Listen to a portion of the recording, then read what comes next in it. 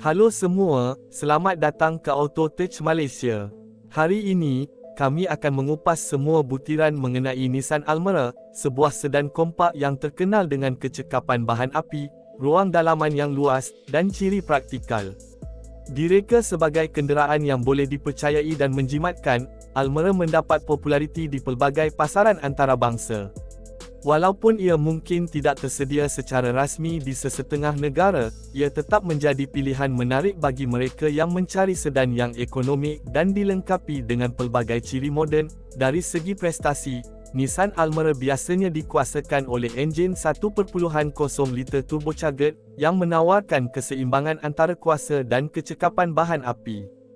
Enjin ini direka untuk memberikan pemanduan yang responsif, sesuai untuk perjalanan di dalam bandar serta lebuh raya. Kecekapan bahan api merupakan salah satu kelebihan utama Almera, dengan purata penggunaan sekitar 14 hingga 17 km/liter, bergantung kepada keadaan pemanduan dan penyelenggaraan. Ini menjadikannya pilihan yang baik untuk pemanduan harian serta perjalanan jarak jauh. Dari segi reka bentuk dan keselesaan, sedan ini menawarkan ruang dalaman yang luas dan selesa untuk 5 orang penumpang. Ruang bak yang besar juga menjadikannya sesuai untuk kegunaan keluarga dan golongan profesional. Ciri keselesaan lain termasuk kawalan iklim automatik, corong penyaman udara belakang, dan tempat duduk boleh laras yang meningkatkan keselesaan pemanduan. Dalam aspek teknologi dan keselamatan, Nissan Almera dilengkapi dengan pelbagai ciri moden yang menarik perhatian ramai pembeli. Ciri keselamatan standard termasuk beg udara pelbagai, sistem brek anti-kunci, ABS, dan kawalan cengkaman, traction control, untuk memastikan keselamatan pemandu dan penumpang. Sistem infotainment pula menawarkan skrin sentuh, sambungan Bluetooth, serta sokongan navigasi untuk kemudahan dan hiburan semasa memandu.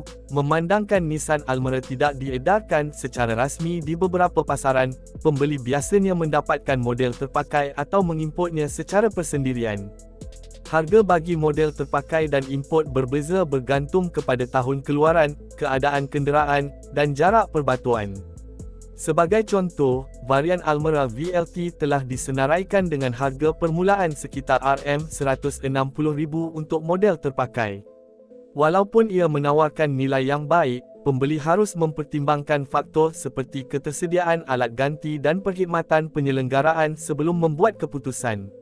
Berbincang dengan komuniti otomotif tempatan dan meneroka pasaran dalam talian boleh membantu dalam mendapatkan maklumat yang lebih tepat mengenai pengalaman pemilikan Nissan Almera.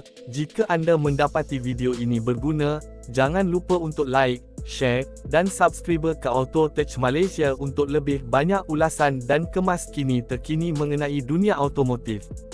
Jumpa lagi dalam video seterusnya.